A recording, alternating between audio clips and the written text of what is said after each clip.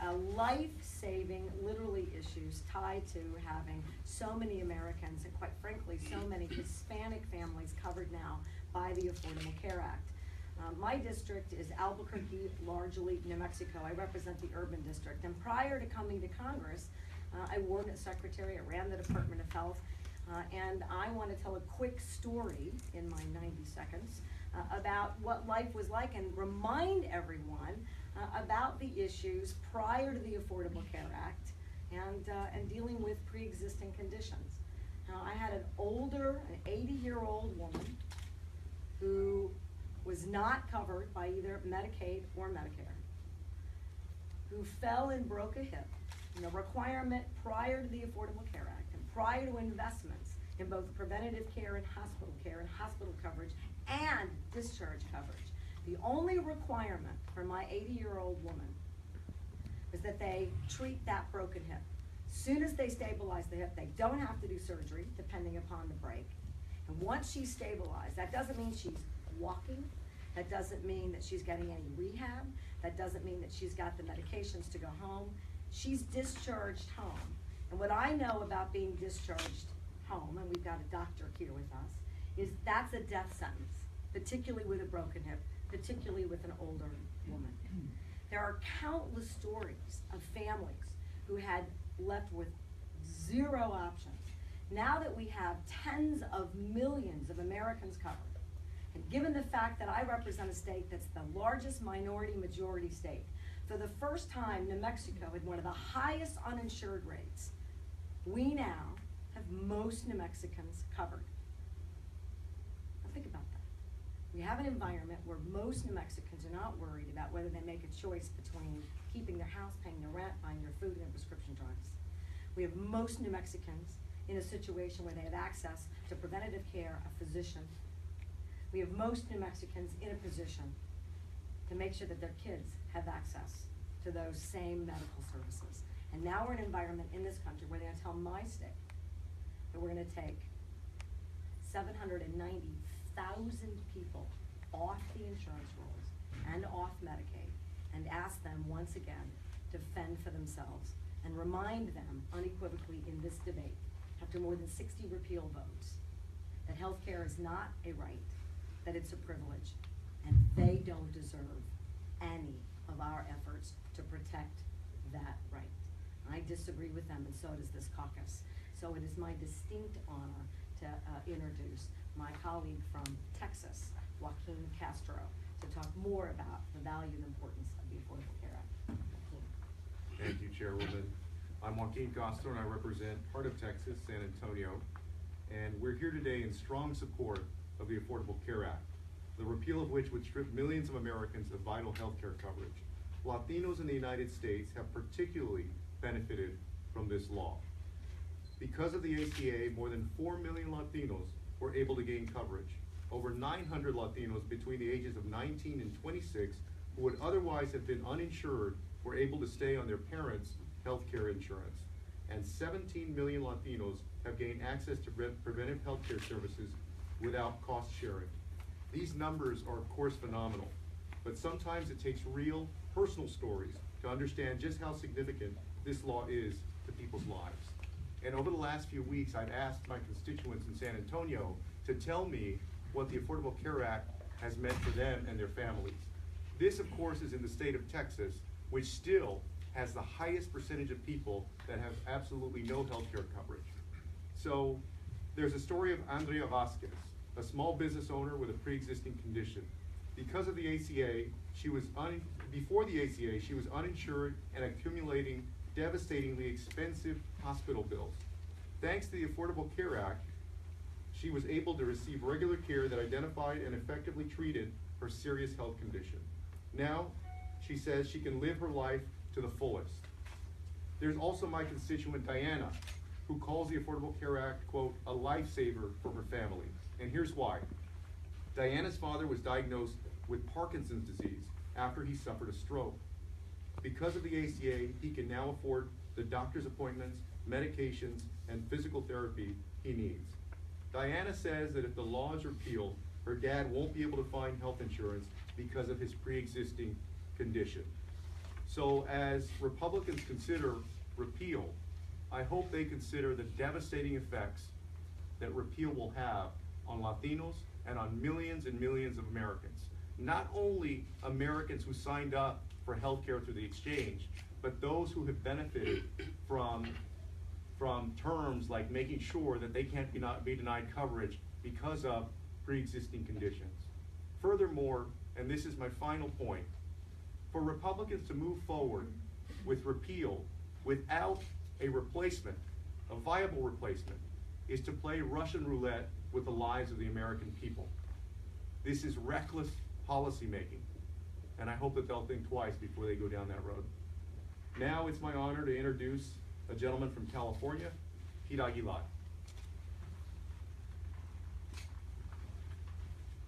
Good morning, I'm Pete Aguilar and I represent San Bernardino in inland Southern California. We've heard from my colleagues today about the horrific ramifications we'll see if the Affordable Care Act is repealed. We'll go back to the days when we were denied coverage for having pre-existing conditions, where preventative screenings weren't covered, and where being a woman was a pre-existing condition. It's shameful. It's unforgivable that House Republicans would choose to go back to that. Since the Affordable Care Act has been signed, nearly 40,000 residents in my home district, California's 31st district, and 5 million Californians have enrolled in Covered California.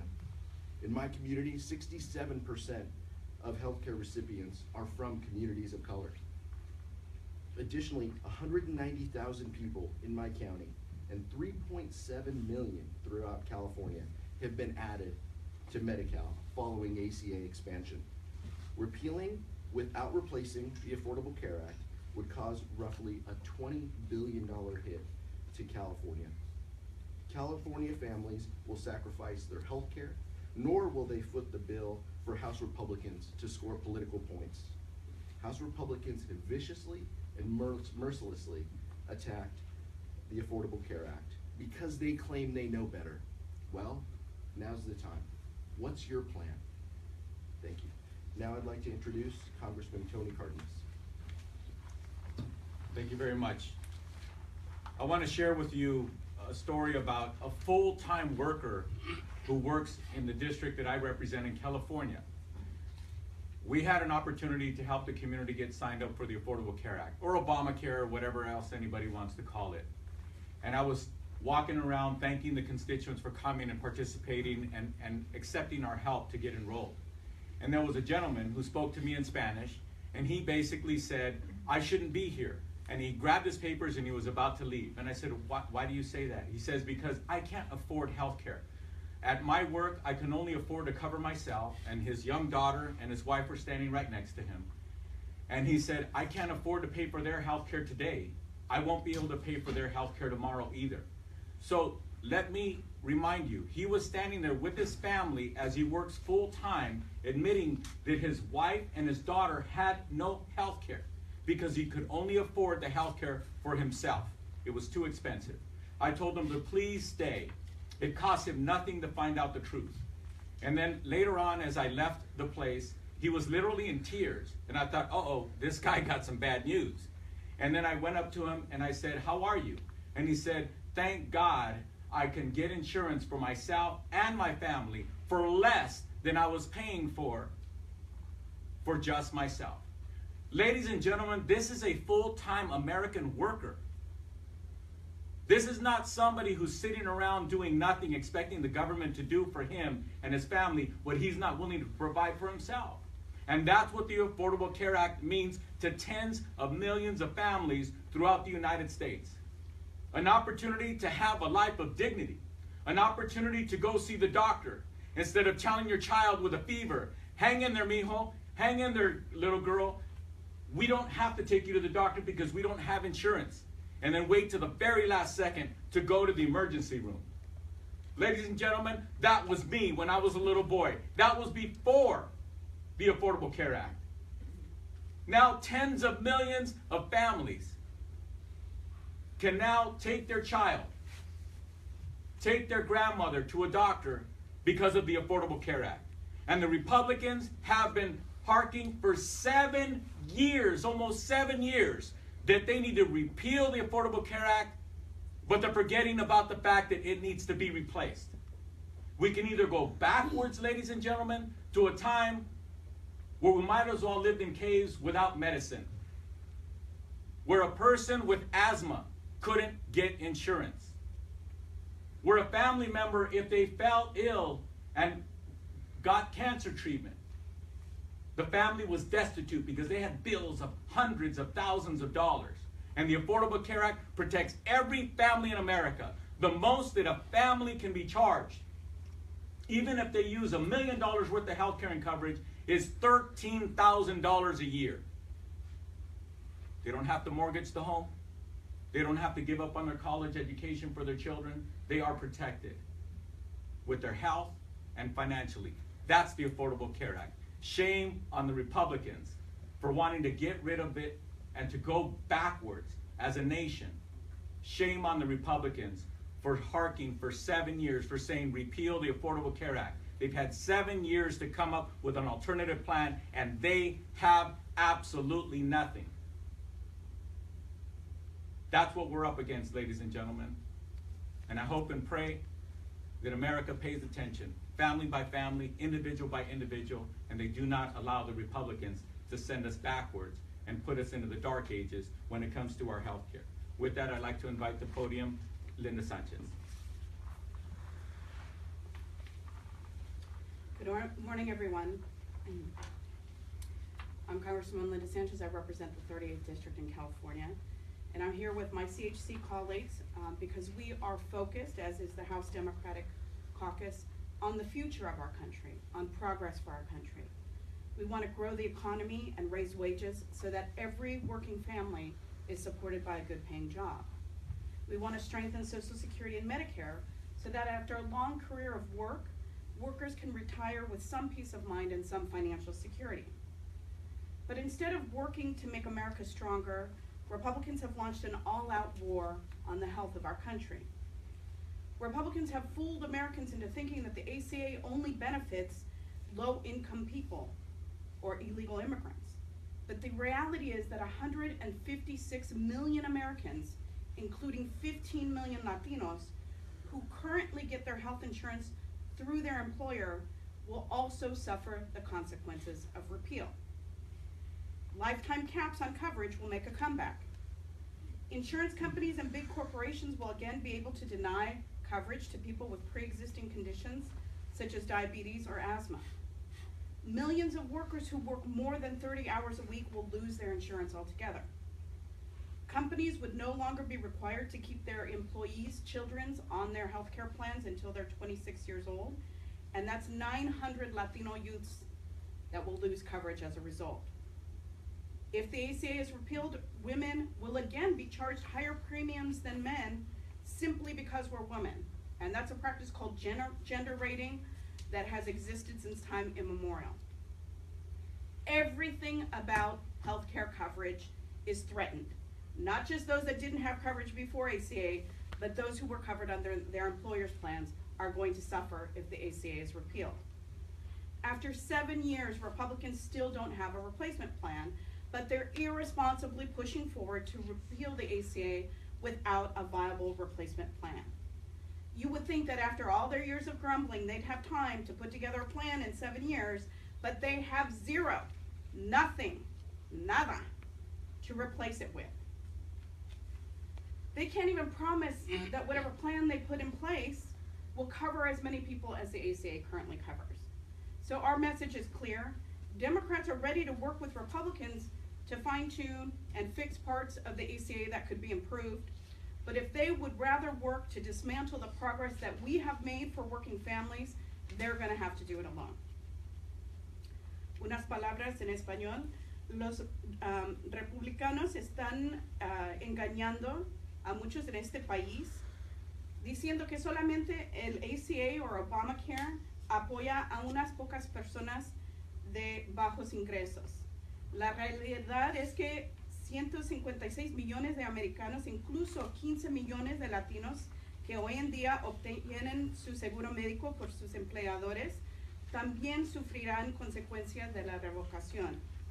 Las compañías de seguro y las corporaciones grandes volverán a poder rechazar cobertura a gente con condiciones preexistentes como diabetes y asma.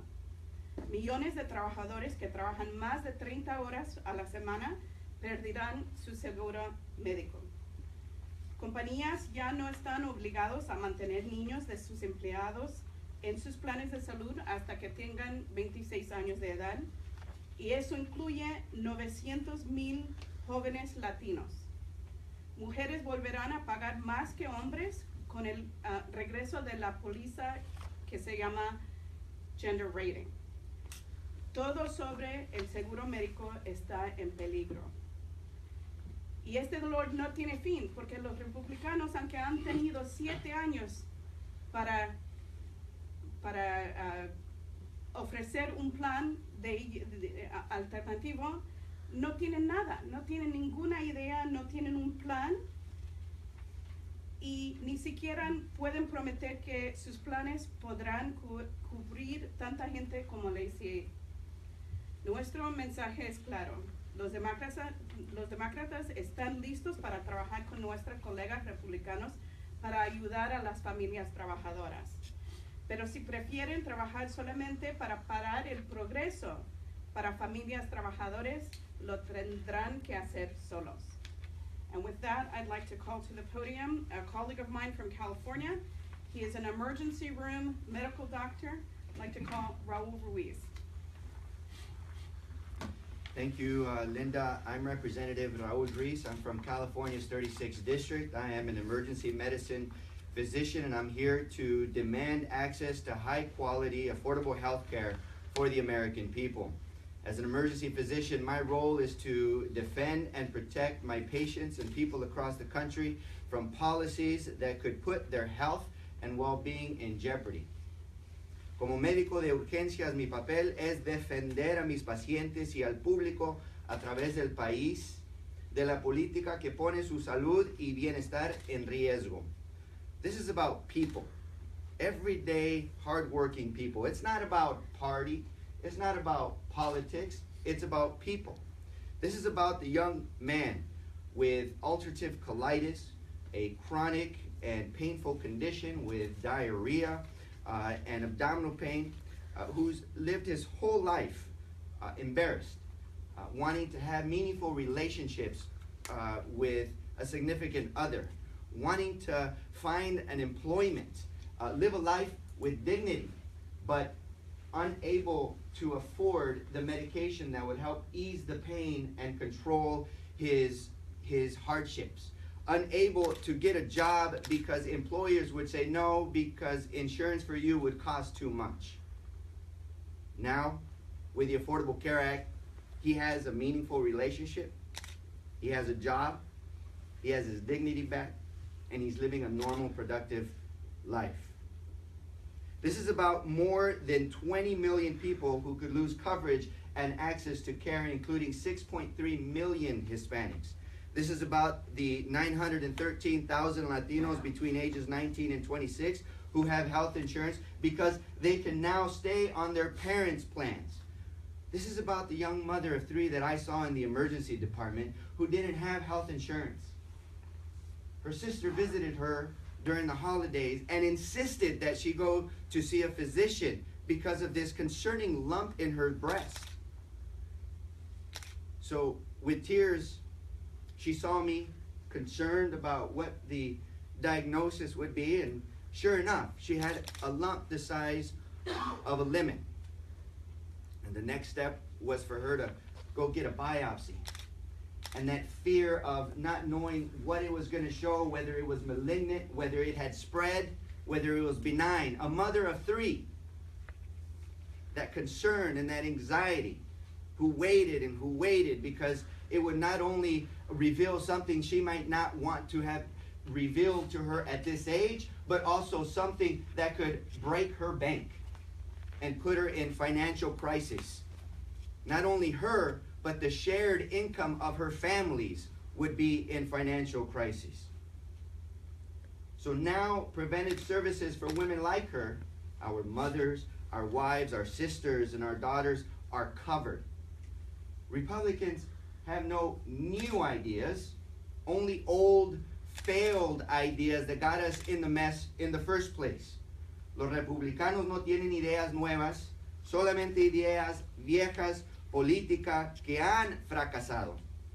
Their strategy to delay replacement is really a strategy to evade responsibility, because they even know that repealing the Affordable Care Act would mean taking away health insurance for over 20 million people. Delaying or slowing it down doesn't make it better. It's like putting a leash on a patient and slowly watching them die. Su estrategia es de retrasar el reemplazo y evadir las consecuencias que los pacientes van a enfrentar. Esto es como poner una sanguijuela en un paciente y dejarlo que sangre lentamente hasta su muerte. This does nothing to help the millions of people with disabilities and seniors who could lose coverage if the Medicaid expansion is canceled. This ignores the millions of seniors in the Medicare donut hole who have saved more than $23.5 billion collectively on prescription drugs, and who risk stop taking their critical medications because they would no longer be able to afford it.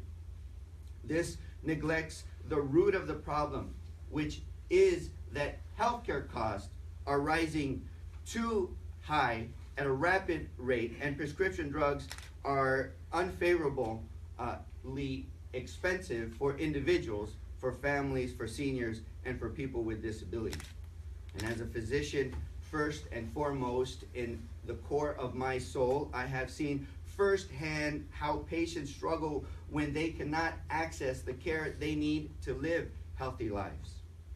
We need to address these healthcare costs. We need to address the physician shortage crisis. We need to address the cost of prescription drugs. We need to make sure that individuals don't have to pay more out of pocket. And as a physician, I will fight for that access for my patients, for my districts, and for the American people. Como médico, yo lucharé para que mis pacientes tengan acceso a servicios médicos para mi distrito y para el público americano. Thank you. And now I'd like to turn the time to Representative Adriano Espaillat. Thank you, Dr. Ruiz. I'm sure that you would agree with me that repealing the Affordable Care Act is as serious as a heart attack. And I represent the district which has probably the largest number of hospitals in New York State, if not the country. And under ACA, millions of Americans now have access to the affordable health care through marketplaces and Medicaid expansion. This is not just about getting insurance for folks that don't have insurance, but this is also about channeling greater resources for Medicaid, a program that services many of our constituencies. And children in New York State, young people in New York State, under ACA will be able to remain in their parents' plan until the age of 29.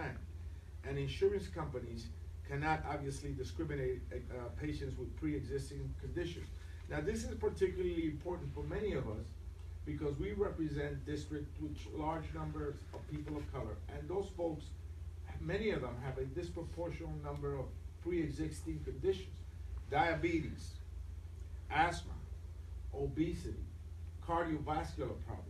Many of our folks that we represent, have these pre-existing conditions, and they will be unable to get the type of insurance that will be offered through ACA unless this is protected. And so what Republicans are planning to do, it will mean that 30 million or over 20 million Americans will lose their health plans, and rising costs will be triggered, and chaos in the marketplace. Many of the executives and many of the hospital leaders in the hospitals that I represent are concerned about this, and they should be concerned about this because the folks that come to these hospitals are not just from my district. They come from all over the city of New York, from all 5 boroughs. And so this will have a detrimental and negative impact on the people that I represent. Quiero decirle que como representante del Distrito 13, que tiene un alto número de hospitales, estamos altamente preocupados por el potencial eliminación del Obamacare, un programa que le ofrece a nuestros constituyentes protección, que le puede ofrecer un seguro de salud a personas que tienen condiciones preexistentes como la diabetes, como es la obesidad, el asma, que es muy prevalente en nuestras comunidades. Este programa también le ofrece en el estado de Nueva York a los jóvenes debajo de 29 años la posibilidad de estar en el plan de salud de sus padres. Es un buen programa y ha beneficiado a más de 20 millones de americanos, y por eso estamos preocupados de que eliminar estas iniciativas podría causar un caos en nuestra comunidad, y que es tan serio como si uno sufriera de un ataque del corazón. Por eso estamos aquí, para apoyar el Obamacare y apoyar a todos nuestros colegas, y vamos de nuevo a escuchar de la chairwoman, de la líder de este caucus, Michelle Lujan Richard. Thank you. I want to thank my colleagues who incredibly artfully reminded, and I don't think that we need much reminding, right? The pre-existing conditions, to make sure that we don't have discrimination in setting rates, making sure that our kids can stay on our policies, making sure that there's not a lifetime cap, so you've got a catastrophic illness, you're only insured for up to that point and then you're off. Repealing the ACA, in addition to the real life stories that you've heard again today, is nothing more than a bonus check to insurance company and pharmaceutical companies who have not been held accountable to make sure that out-of-pocket costs, network access, shoring up the workforce, so that we're creating an environment that we can address those issues that people, I think, still want addressed in the Affordable Care Act. But this plan doesn't address a single one of those issues and removes every single protective aspect away from the very people we've been fighting for decades to assure that they had equal health care access and rights. And we're going to keep fighting to make sure that that does not happen, that we don't create a giant deficit, that we don't remove access, and lastly, and I think again most importantly, that we don't again give a bonus check, and I might do one more. Repealing the ACA for a state like New Mexico and so many of these other states and districts means that it not only cripples their rural and frontier hospitals, they close. And when those hospitals close and you don't have access to hospital care and emergency room treatment, you don't have a network of community physicians and community health care. It all collapses, and the only winners, one more time, insurance companies and pharmaceutical companies. And with that, I want to thank my colleagues for being here today, and we would like to open it up for questions.